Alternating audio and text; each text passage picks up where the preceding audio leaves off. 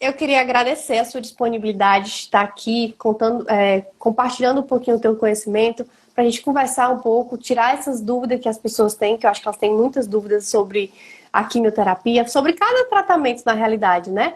E a quimioterapia, como é um tratamento, um dos mais comuns, acaba que surgem muito essas dúvidas. E queria agradecer a sua disponibilidade. Queria que você se apresentasse um pouquinho, para o pessoal te conhecer também. Olá, boa noite, pessoal. Boa noite, Brena. Para mim é uma honra enorme poder estar aqui ter esse convite. Tantos pacientes que te seguem também, elas gostam muito do seu trabalho, eu percebo bastante isso. E é uma oportunidade muito boa para a gente poder falar de oncologia, de quimioterapia. Muitas dúvidas são geradas, principalmente no início do tratamento, dúvidas, angústias, ansiedade. Né? Muitos pacientes lidam com isso e não têm oportunidade de esclarecimento. Muitas vezes passam em alguns locais que a consulta é muito rápida, ou mesmo assim vai para casa com dúvidas e lembra que esqueceu de fazer alguma pergunta. Então, espero a gente poder desmistificar alguns assuntos referente a isso. Tomara que seja bem produtivo. Bom, meu nome é Rafael Zapata, sou médico oncologista, formado pela Unicamp. Hoje eu atuo na região da Grande São Paulo, sou oncologista e diretor do Centro Oncológico Mogi das Cruzes, onde lá a gente faz quimioterapia, radioterapia, estudos científicos, tem toda a equipe oncológica envolvida. Também sou diretor e oncologista clínico do Instituto Integrado do ABC, em Santo André, na região da Grande São Paulo também. A gente tem uma equipe bacana lá, também tem toda a equipe multidisciplinar, que é muito importante no acompanhamento oncológico, como nutricionista, psicóloga, toda a equipe de enfermagem, cirurgiões oncológicos, oncologista clínico. Também atuo no Hospital Geral de Guarulhos, no SUS, e é sempre um aprendizado trabalhar no SUS, o fluxo é muito alto, né? São casos complexos e a gente é sempre muito humano, né? A gente sabe que o SUS é a porta de entrada para muita gente e apesar dos pesares, eu vejo com bons olhos, né? Que se não fosse o SUS, o brasileiro não ia poder ser atendido. E também no Hospital São Cristóvão, em São Paulo, também eu atuo. Né? Então, esses são os locais que eu atuo mais. Também sou investigador de estudos científicos, tenho a honra de ser coautor do Manual de Acolhimento ao Paciente Oncológico, que vai ser distribuído para todo o Brasil. Então, a gente atua bastante na parte oncológica. E, Rafael, para o pessoal entender um pouquinho, antes da gente começar nessa questão de mitos, verdades, o que é quimioterapia, né? Tem até alguns pacientes que às vezes vão para o tratamento e nem sabem o que é esse tratamento, né? E aí, Exato. explica aí um pouquinho para eles o que é a quimioterapia, para que serve. Às vezes as pessoas acham que só existe um tipo de quimioterapia, né? Exatamente, Brena. A quimioterapia é o carro-chefe do tratamento oncológico. Existem várias. A grosso modo, né, existem três formas, e dessas três formas, vários subtipos. Tem a cirurgia, né, a radioterapia e a quimioterapia. Né? Mas dentro disso tem várias técnicas cirúrgicas, robótica, laparoscópica. A radioterapia tem várias técnicas de radioterapia, SBRT e MRT.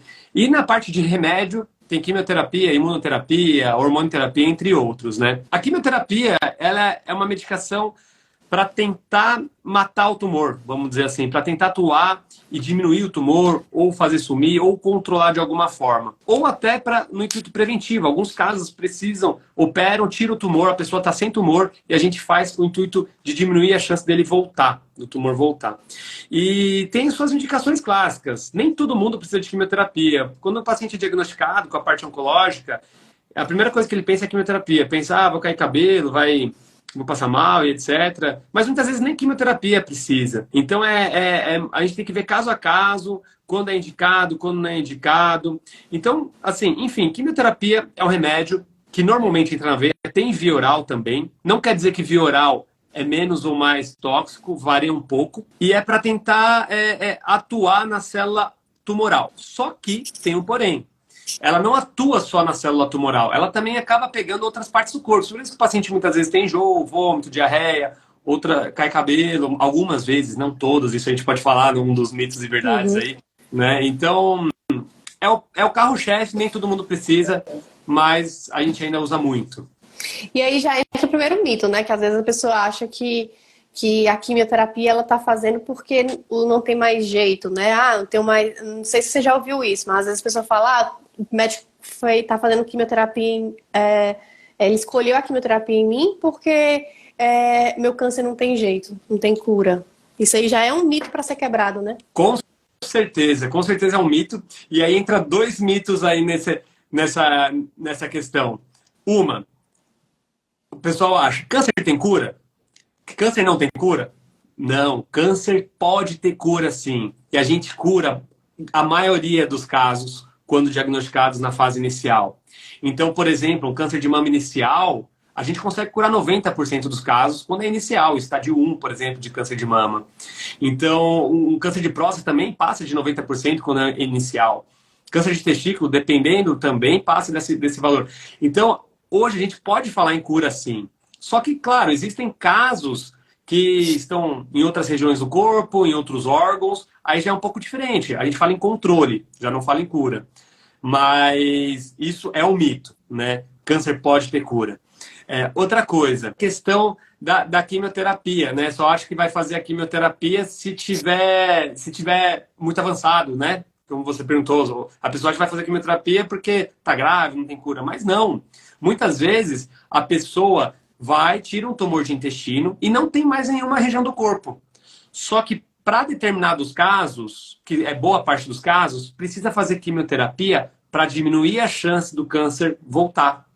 Então, e tentar obter a cura. Essa é a questão. Quimioterapia não é só para o paciente que tá numa fase, vamos dizer que o pessoal fala, fase final, fase avançada, etc. Quimioterapia pode ser no estágio inicial em alguns casos. Então, esse é um mito. Não é só para câncer avançado ou que não tem cura. E aí, exatamente como tu tá falando, né, que a quimioterapia, por ser um tratamento sistêmico, né, acaba que a medicação vai tentar atingir a célula cancerígena, vai atingir a célula cancerígena, mas acaba atingindo outras células do organismo, né? E aí eu vejo muito esse impacto em células de rápida reprodução no nosso corpo, por exemplo, células do cabelo, por isso que às vezes o cabelo cai, mas nem sempre. As células da mucosa de todo o trato gastrointestinal. Então, é um paciente que pode apresentar mais náusea, alteração do paladar, problema aí na questão do intestino, às vezes intestino preso, às vezes intestino mais solto, mucosite, né, que são as feridinhas na boca. Então, vem alguns sintomas. E aí, vem essa questão do paciente achar que sempre vai ter os sintomas. Sempre vai ter náusea, sempre vai ter vômito, sempre vai ter alguma coisa, porque é falado muito disso, né? Os médicos falam muito, a enfermeira fala, o nutricionista fala, que a gente sempre vai dar uma orientação e fala, se você tiver náusea, você faz assim. Se você tiver falta de apetite, você vai fazer assim. E aí ele fica com aquele choque, né? Vai ser a pior coisa do mundo a quimioterapia. Perfeito, é exatamente isso. Principalmente no início do diagnóstico, quando alguém recebe aquele resultado de biópsia, é a fase mais difícil de tudo, independente do que vai acontecer no futuro. Mas é muito difícil essa fase. Cria muita angústia, ansiedade, dúvidas, mexe com todo o ambiente familiar. A pessoa fica com aquele medo, quais são os efeitos que eu vou ter? E muitas vezes, em boa parte das vezes, se não a maioria, o paciente não tem tudo isso que imagina que vai ter. Né, da quimioterapia. Claro, pode ter os seus efeitos colaterais? Pode, mas na maioria das vezes costuma ser algo tolerável. E na primeira consulta, você está certinha, Brenda. A gente tem que falar todos os efeitos que podem acontecer. A gente passa remédios para vários efeitos, para enjoo, para vômito, para diarreia, para mucosite, feridinha na boca, né? Porque a gente nunca sabe o que cada um vai ter. E o paciente sai e acha que vai ter tudo, mas aí nem sempre vai ter. Um paciente vai ter diarreia, o outro vai ter prisão de ventre. Olha como que varia.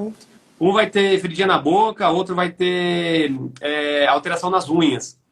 Então, nem todo mundo vai ter todos os efeitos. Uma coisa interessante que você falou é que a quimioterapia, ela atua em tecidos do corpo, em órgãos que se reproduzem rápido, né? Então, teoricamente, o câncer ele se reproduz mais rápido, né? Ele está crescendo, é um carocinho que vai crescendo e pode ir para outras regiões do corpo. Então, a quimioterapia atua em áreas que estão em reprodução rápida. E o que está de reprodução rápida no nosso organismo? O cabelo, as unhas, a nossa células mucosa, do sangue. perfeito. Está toda hora se renovando, né? Trocando as células. Então, a quimioterapia ela não é tão inteligente de se atuar só ali no tumor, mas ela pode atuar em outras áreas. Por isso que quando alguns tipos de quimioterapia cai mais cabelo, outros mexem com a unha, outros dá diarreia. Mas por que dá diarreia? Porque mexe com o tecido ali do intestino, né? Com a mucosa, né? Porque a mucosa do nosso intestino também está toda hora se renovando muito rápido. Então ele pega essas áreas que renovam muito rápido, né? Essa é uma questão curiosa. E aí, entre esse ponto, todo paciente vai ter queda de cabelo? Ótima. Isso também é um mito. O pessoal fala, eu vou fazer quimioterapia, vou ter queda de cabelo? Na verdade, nem sempre, né? A questão é o seguinte, Brena. O tumor mais comum no Brasil e no mundo é o de mama. E as quimioterapias para mama, as mais comuns, porque literalmente existem dezenas de tipos de tratamento para mama, mas as mais comuns, cai cabelo, né? Por isso que o pessoal já relaciona quimioterapia com queda de cabelo. Por quê? O mais comum é de mama e as quimioterapias mais comuns para mama, cai cabelo. Só que quimioterapia para intestino muitas vezes não cai, para outras regiões do corpo, para cabeça e pescoço, muitas vezes não cai cabelo. Então, isso é muito variável, né? Entrando numa questão aí, Brena, que o pessoal pergunta, e a touca? Você já ouviu falar da touca? Você conhece a touca, né? A touca é um material térmico que, né, deixa mais geladinho a parte do couro cabeludo e, teoricamente, a quimioterapia não chegaria lá ali no couro cabeludo e aí não afeta tanto o cabelo. Mas isso também não... Os estudos mostram que 50% tem a queda de cabelo de alguma forma, mesmo usando a touca, assim, para a quimioterapia que cai cabelo, né? Então, também, não é aquela mil maravilhas. Claro, assim, quer usar? É uma opção, mas também a gente não pode se agarrar nessa questão que vai ser 100% eficaz. A gente não tem como garantir nada, né? Realmente, porque cada pessoa pode reagir de uma forma diferente, né? Teve uma pessoa que perguntou aqui, ó, por que a quimioterapia vermelha cai o cabelo e a branca não? Existe isso? A quimioterapia vermelha, ela é mais certeza que vai cair cabelo. Cai de uma forma mais rápida. A branca cai também, só que ela é mais lentinha. Ela vai caindo normalmente, tá? Isso não é não é uma certeza absoluta que cada caso é diferente. Mas normalmente a quimioterapia vermelha cai mais rápido e a branca vai sendo mais lentinha ao longo do tempo. E, Rafael, às vezes eu vejo pacientes assim, eles estão numa situação, começaram a quimioterapia, e não apresentou nenhum efeito, não apresentou nenhum sintoma, na segunda também não apresentou nenhum, e aí na terceira vem o baque. Por exemplo, questão de imunidade, às vezes o paciente, eu estava indo bem, eu não estava com a imunidade baixa, e com o tempo o meu tratamento foi pausado. Existe essa questão, a quimioterapia, ela leva essa queda da imunidade, essa questão pode aparecer com o tempo? Perfeito, exatamente isso. Muitas vezes o paciente começa muito bem, mas não quer dizer, vamos supor que o paciente foi prescrito 12 ciclos de quimioterapia. Ele pode começar bem, fazer lá seus 3, 4, 5, 6 químios, e de repente lá no 7º ciclo ter um efeito maior. Não quer dizer que ele vai continuar tendo efeito maior até o final do tratamento. Ele pode, vez ou outra, ter uma reação maior e daqui a pouco voltar ao normal, voltar a ter menos reação. E vice-versa acontece. Muitas vezes o paciente começa tendo muitos efeitos colaterais e daqui a pouco começa a ir bem. Pode ser que ele vá bem até o final, pode ser, mas pode ser que ele volte a ter mais reações. Isso varia muito. Mas por que essa quimioterapia cai? Desculpa? Por que essa imunidade cai? A imunidade cai porque as células do nosso sangue, no caso os leucócitos, os glóbulos brancos, elas também estão em alta regeneração, elas se modificam toda hora. Então é uma das células que também a quimioterapia pega. Na verdade, atua na medula óssea, que é a formação dessas células. E acaba atuando ali na medula óssea e acaba diminuindo a produção um pouquinho dessa imunidade. A gente sabe que quanto mais quimioterapia é feita ao longo do tempo, maior é a chance de acontecer isso, porque o corpo também vai sentindo, né, quanto às doses das quimioterapias. E é normal isso acontecer. Via de regra, acontece. Quem faz muito tempo de quimioterapia pode acontecer e é esperado em algum momento acontecer isso. E é normal ter que atrasar, vez ou outra, para começar o próximo ciclo por causa da imunidade. E tem até alguns efeitos colaterais que às vezes nem são relatados, né? Que são os casos mais raros. Por exemplo, teve um efeito colateral que eu vi, que foi publicado no NEJM, que era falando que o paciente, ele tinha o cabelo branco, não sei se você chegou a ver isso, não sei também não lembro se foi na quimioterapia ou foi de outro tratamento, mas era um efeito colateral que o paciente tinha um cabelo branco e depois ficou com o cabelo preto. Acontece. Acontece isso. E também Esse é um acontece... efeito colateral que muita gente ia querer, né? É verdade, acontece. E acontece muitas vezes também de mudar o aspecto. A pessoa tem um cabelo um pouco mais grosso e cresce mais liso, ou vice-versa, tem cabelo mais liso. Foi um comentário que eu vi aqui. Tá, aconteceu isso. Acontece, isso a gente nunca tem como saber, né?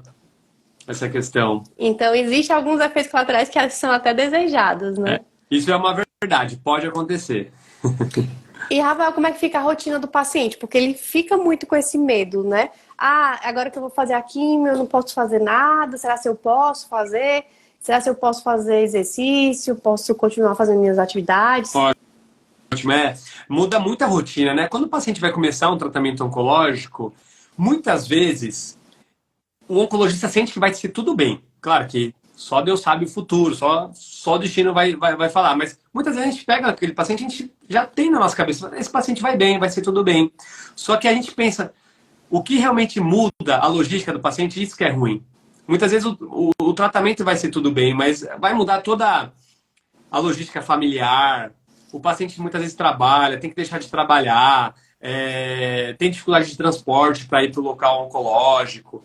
Então isso muda muito. E aí também pode mudar o seu hábito de vida. Mas o que eu sempre falo para os pacientes, é sempre bom fazer atividade física quando indicado, quando o médico fala que pode, que tem os seus casos que é melhor não fazer. Mas via de regra, a maioria dos pacientes, a atividade física é muito bem-vinda. Por quê? Principalmente tumor de mama.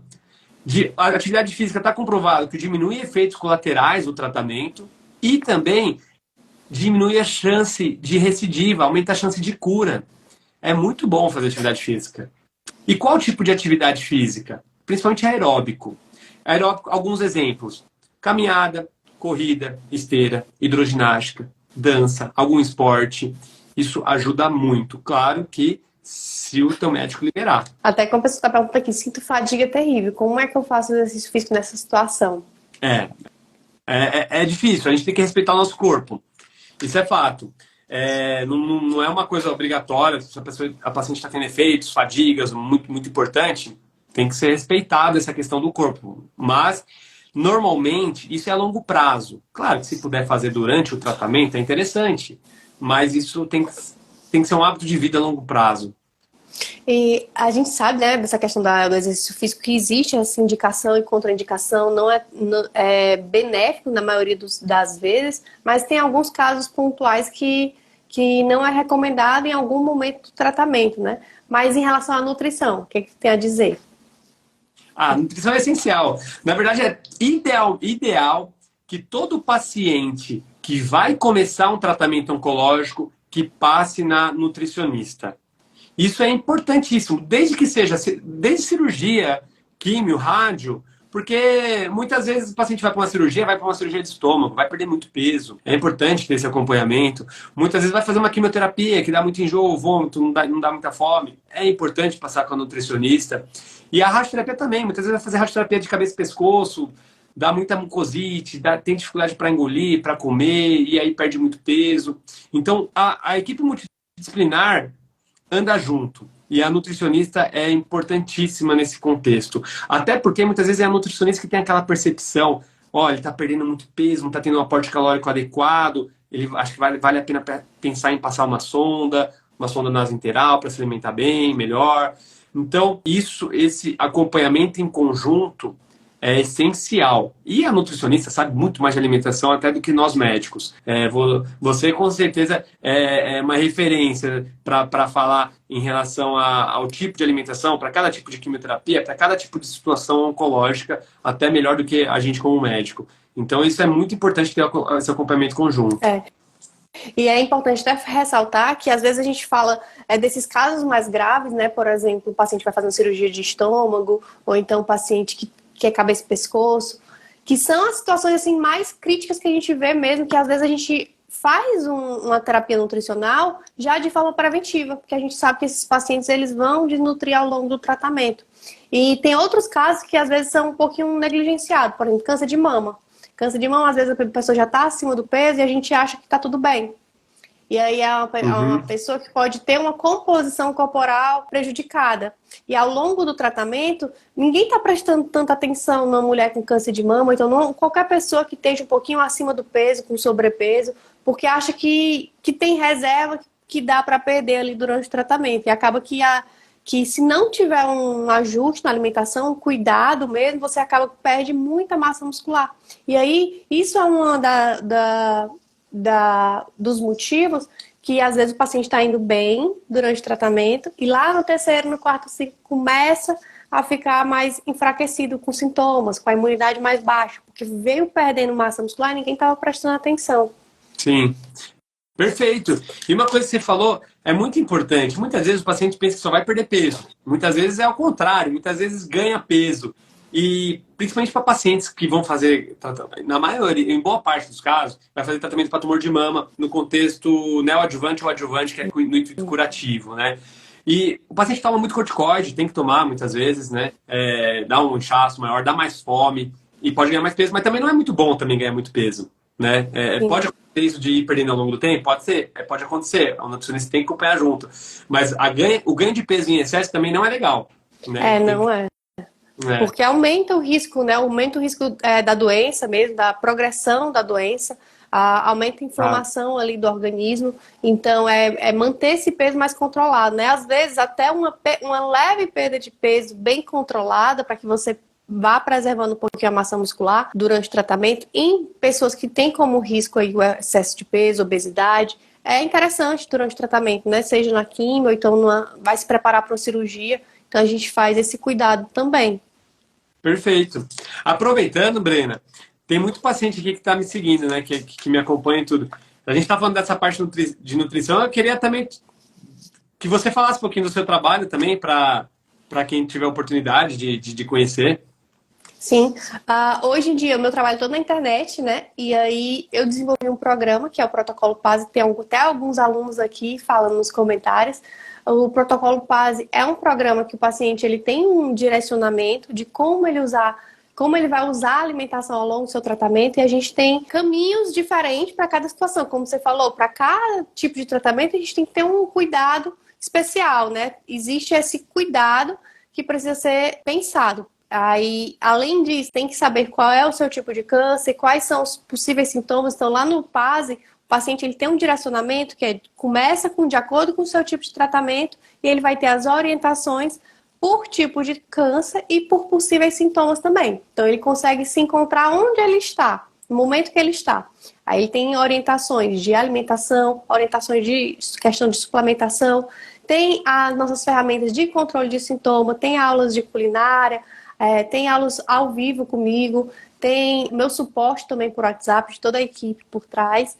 Então, a proposta é dar todo o conhecimento que o paciente precisa para que ele ganhe autonomia e consiga enfrentar os desafios do dia a dia. Porque quem está mais perto do paciente, quem realmente está 24 horas com ele, é ele. E ele precisa se apropriar do seu tratamento, entender o tratamento. A gente tem aula lá explicando o que é químio, o que é cirurgia, o que é a imunoterapia, como é que o tratamento funciona, como é que faz um preparo de uma cirurgia. Então tem todo o conhecimento que ele precisa para que ele ganhe segurança, porque isso também vai desmistificando muitas coisas, né? Tem aula sobre carne, sobre se leite é inflamatório, se carne causa câncer, aula sobre glúten, sobre a lactose. E aí ele vai ganhando essa segurança, né? Aprendendo o que pode e o que não pode comer.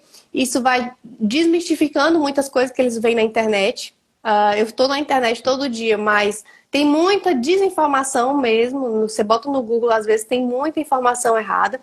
E aí é importante a gente estar aqui, e até ressalto da importância minha e tua também de estar na internet para a gente trazer uma informação de qualidade para o paciente, né? Porque muitas vezes eles acabam que não comem tal coisa, ou então não seguem tal recomendação, ou então faz uma coisa errada, né? Até na quimioterapia às vezes pode fazer alguma coisa errada porque viu uma informação e não sabia de onde era a fonte. Então, a proposta do PAS é dar esse conhecimento, né? Eu sempre falo conhecimento. Né? É muito fácil, né? Sim, a gente, agora o PAS, ele sofreu uma atualização nesses últimos meses e a gente está com o aplicativo. Então, fica muito mais fácil para o paciente. é bem intuitivo. A gente tem paciente de 80 anos que consegue sozinha, então tá todo atualizado o programa.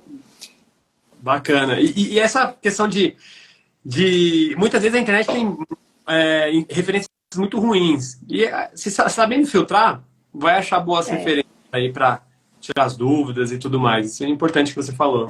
E aí eu falo muito isso também, você saber filtrar quem você segue, ou então quem você vai, a fonte que você vai atrás, né? Se eu vou pegar uma coisa do Google, então eu vou ver o site de quem? Por exemplo, eu vou desenvolver um blog, eu tô pensando em fazer um blog. Aí vocês vão ver, é um blog de uma nutricionista que ela é oncológica. A gente vê muitos blogs que são de médicos também, mas você vai pegar um blog aí que a gente não sabe nem de quem é, né? Sim. Ou então você vai pegar um Instagram de uma pessoa que está falando aí de câncer, mas ela não tem propriedade para estar falando. Então é filtrar também as informações que a gente encontra na internet, né? Exatamente. Tem que saber filtrar. A internet está para ajudar, mas a pessoa tem que saber filtrar. Rafael, outra dúvida que o pessoal tem muito é em relação ao catetezinho que está implantado, né? Uhum. Eu já vi pessoas falando que não sei se eu posso fazer exercício físico por causa desse catéter. Tá. O catéter, ele é para ajudar, chama Portocat. Algumas quimioterapias, boa parte das quimioterapias são indicadas para usar o catéter. Ele é para facilitar, não precisa ficar pegando veia muitas vezes, não cria inflamação da veia, não tem risco de extravasamento, como acontece pelo braço. Claro que muita gente faz pela veia e também não está errado se for indicado, uma quimioterapia mais rápida e tudo mais, mas ele é para ajudar. E o paciente, fora do momento que está fazendo quimioterapia, ele pode fazer tudo. Pode fazer atividade física, pode ter a vida dele normal, né? Não tem contraindicação. Muitas vezes o paciente tem medo na hora que vai passar. Na hora que eu começo a falar de Portocat, fica com aquele medo. Mas depois que passa, muitas vezes nem percebe que tem um Portocat ali. No dia da quimioterapia também tem alguns cuidados, né? Por exemplo, em relação à alimentação. O pessoal fala muito o que é que eu posso comer no dia da quimio. Lá no PAS a gente tem até uma aula que é exatamente isso. O que comer no dia da quimioterapia. Perfeito, aí, pode até aproveitar aí. Como aí tem essa...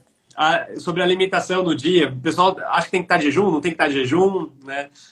Pois é, o pessoal tem muito essa dúvida, né? Mas você vai manter a sua rotina normal, o seu hábito normal. Como era a sua alimentação? Lógico que sua alimentação ela tem que já estar ajustada, né? Quanto antes você começar a melhorar a sua alimentação, menos reações você vai ter. Mas no dia da quimioterapia é um dia um pouco mais sensível. Por quê? Você já está mais ansiosa, mais nervosa.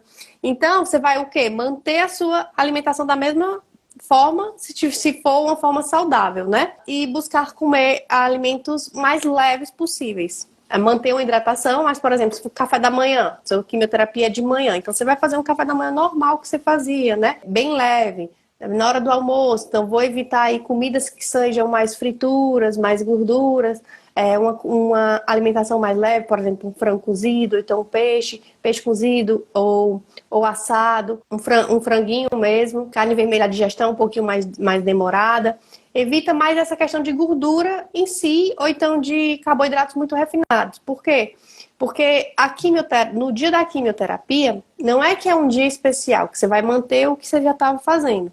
Mas pode ser que aconteça algumas intercorrências, né? Não é uma situação que sempre vai acontecer, mas pode ser que aconteça. E aí você pode ter uma facilidade de ficar nauseado naquele momento, passar mal, né?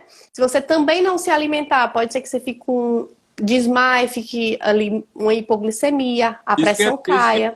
Desculpa, existem alguns pacientes, não come direito no dia da quimioterapia. A chance de passar mal é maior. E às vezes não come direito porque não sabe o que comer. E aí, não sei nem o que é que eu posso comer, então eu vou melhor nem comer. Mas aí é que tá, né? Você pode ter uma hipoglicemia, ou então a queda de pressão. E às vezes até atrasa seu tratamento. Se você desmaiou, passou mal, talvez o médico fale, não, vamos fazer hoje, vamos fazer outro dia. Então, manter um hábito mais equilibrado, né? Não fazer mudanças drásticas na véspera e nem no dia da quimioterapia para que não tenha essas intercorrências, né? Não tenha esses probleminhas. E em relação a essa questão das intercorrências, o que geralmente tu orienta em relação no dia da quimioterapia para o paciente? No dia da quimioterapia, bom, eu sempre falo, né? Assim como qualquer remédio, por exemplo, dipirona, um remédio comum, todo mundo toma e ninguém passa mal, mas sempre tem uma pessoa ou outra, né? Rara, que tem efeitos colaterais muito graves, vai até parar no pronto-socorro. é um remédio, não deixa de ser um remédio.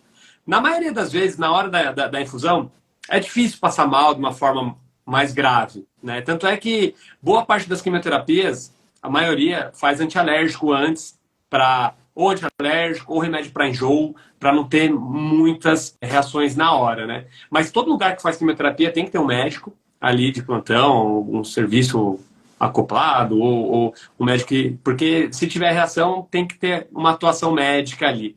Mas os efeitos colaterais costumam ser, na grande parte das vezes, nos dias seguintes, né? Na hora da quimioterapia, não é comum ter, mas quando tem, eu digo assim, pegando, vamos supor, 10 pacientes que estão fazendo quimioterapia, talvez um vai ter no dia ali o efeito, né? Claro, quanto maior o serviço, maior o volume de pacientes, pode ter outros, mas costumam não ser efeitos colaterais graves. Mas, claro, a alimentação, se não se alimentar bem no dia, a chance maior é de passar mal, de ter enjoo, de cair a pressão, e é o que você falou certo. Muitas vezes a gente tem que parar a quimioterapia, falar, ó, volta semana que vem, vamos dar um tempo para descansar o teu corpo. Por isso que a alimentação é muito importante. E, inclusive, até eu vi uma pergunta de quimioterapia via oral. Tem que ter pega a mesma orientação, uma alimentação saudável, né? Evitar muita besteira, né? Muita fritura, etc. Sempre uma alimentação balanceada, né?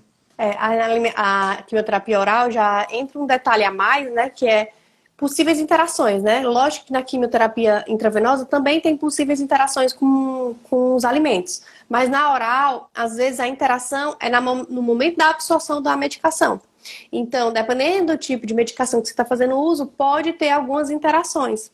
E aí, dependendo do alimento, do chá, ou então de algum ingrediente que você está colocando, pode sofrer essa interaçãozinha.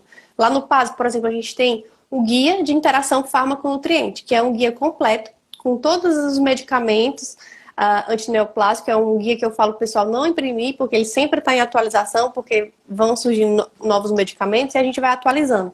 E aí tem todos os medicamentos, não só quimioterapia, mas imunoterapia e possíveis interações. E até a questão de orientação em relação... não que eu estou orientando essa parte, né? Porque isso aí cabe ao médico e à enfermeira dizer esse ponto. Mas, esse medicamento só pode ser tomado 1 hora, 2 horas em jejum. Então, tem essa observação para a pessoa. Não pode ser ingerido junto com chá de erva de São João. Então, a gente tem todo esse cuidado para que a pessoa não tenha essas interações. Na oral, tem muito essa possível interação também lá na absorção, por isso que tem esse cuidado a mais. Depende também da químio, né? Fala um pouquinho da questão de alimentação de alimentos crus, mal passados, em relação à quimioterapia. Pronto, é aquela questão que você estava trazendo, né? Como a quimioterapia, ela destrói células de rápida reprodução, células saudáveis do nosso corpo, uma dessas células é as células da imunidade. Lá, as células do sangue, a gente tem o leucograma, os leucócitos, que são as células de defesa. E aí tem um risco maior de sua imunidade cair. Se a sua imunidade cai, a gente acompanha pela a sua proteção contra infecções bacterianas, digamos assim, seria olhando os neutrófilos, que são uma das células de defesa que o seu corpo tem. E aí o médico acompanha esse valor do neutrófilo, né? Se a pessoa está com imunidade baixa, a gente diz mais ou menos que os seus neutrófilos estão abaixo de 1.500. Já seria considerado uma neutropenia, que seria a imunidade mais baixa. E aí você tem um risco maior de possível infecção. Se você comer alguma coisa que está contaminada, você tem um risco de pegar alguma infecção alimentar, que a gente sabe que tem nos alimentos, principalmente nesses alimentos perecíveis, né? Carne, ovos mal passados, carne crua ou mal passada, verdura que não foi bem higienizada. Mas aí surgiu um conceito que já é bem antigo, que é de dieta neutropênica, que é uma dieta livre de riscos de infecções. Então, o paciente ele passaria a comer um cardápio que não tem esse risco de infecções, porque não tem nada cru. Mas aí, hoje, o que a gente sabe? Que fazendo isso, acaba que excluía muitas frutas e muitas verduras, muitos legumes da alimentação do paciente. Isso compromete toda a saúde, né? A recuperação dele ao longo dos ciclos. E aí a recomendação atual é que não precisa fazer essas exclusões. O que que você vai fazer? Quando sua imunidade estiver baixa, de fato, você vai evitar carnes mal cozidas, ovos mal passados, esses alimentos mais perecíveis. Mas, por exemplo, fruta, verdura, é só aprender a higienizar de forma correta. Aí, nisso, a gente tem lá no PASE, né, que é aulas de culinária.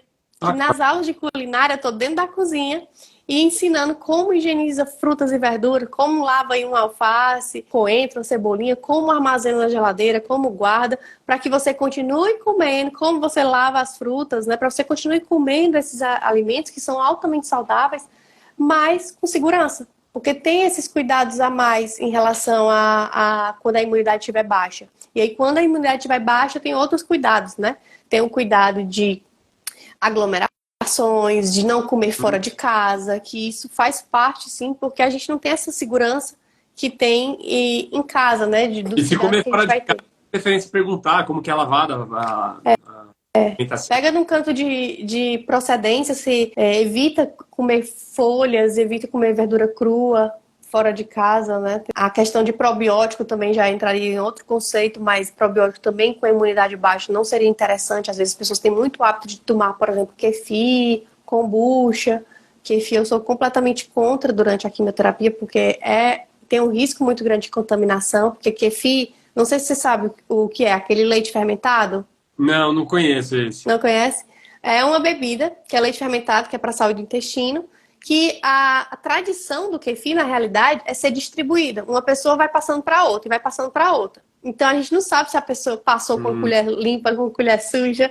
E aí vai passando e falam muito do kefir em relação para melhorar a imunidade. Só que para o paciente oncológico não é interessante, porque o kefir pode estar contaminado com outras bactérias que não são legais. E aí, principalmente se você tiver com a imunidade baixa. Ó, a Beth botou assim, Yakult do mercado, pode tomar na quimioterapia? Pronto, Beth. E o Yakult também é uma bebida fermentada, com probióticos. E aí vai depender da sua situação, como é que está a sua imunidade. Rafael, eu queria agradecer de coração a sua disponibilidade. Se você precisar de mim, você pode contar comigo. Acho que depois, futuramente, a gente pode fazer outra live também, que eu acho que o pessoal gostou muito. Para mim é um prazer enorme. Sempre estou à disposição. Foi muito bacana mesmo esse bate-papo. Deu para tirar várias dúvidas. É um prazer enorme poder estar tendo essa live com você, Brena, que é tão atuante aí no ramo oncológico. Ótimo. Obrigada também. Obrigado, pessoal.